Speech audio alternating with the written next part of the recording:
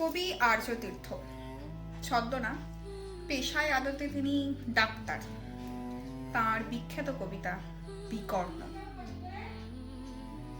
যাজ্ঞসেনীর খুলছে শাড়ি, টানছে ধরে দুঃশাসন। দায় ছিল যার গর্জে ওঠার, নিচু মাথায় সে পাঁচজন। দুর্যোধনের নগ্ন উরু, ইঙ্গিতে তার ধর্ষকাম।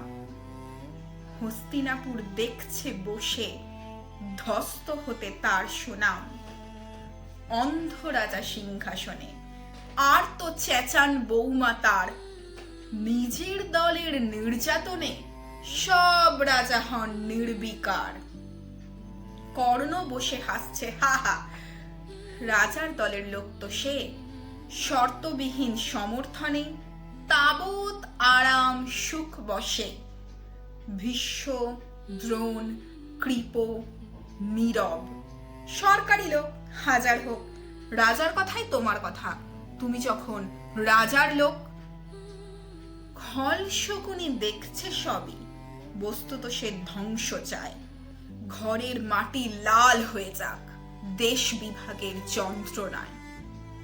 সুশীল সভায় ঘটছে যখন রাজ অপরাধ জঘন্য, ঠিক তখনই তার বিরোধে চেঁচিয়ে ওঠেন বিকর্ণ। বিকর্ণ নন কেউ কেটা লোক, 100 ভাইয়ের একজনা। তেমন করে এর আগে কেউ তার কথাটাই জানতো না। যতর গৃহে কারেননিরা, অন্তত তা নেই লেখা। ভীমকে যখন বিষ খাওয়ালো, তখনও তার নেই দেখা।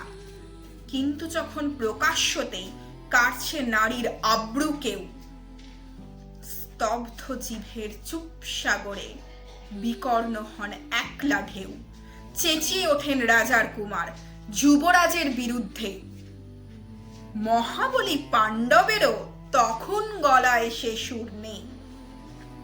রাজাও যখন নীরব থেকে সায় দিয়ে যায় ধর্ষণে, ঠিক তখনই সমস্ত যুগ বিকর্ণদের সর্ষণে।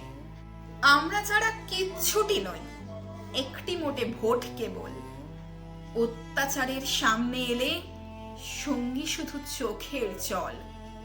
পোষ্যভাবে যাবনা চেবাই অন্ধ এবং নিকর্ণ।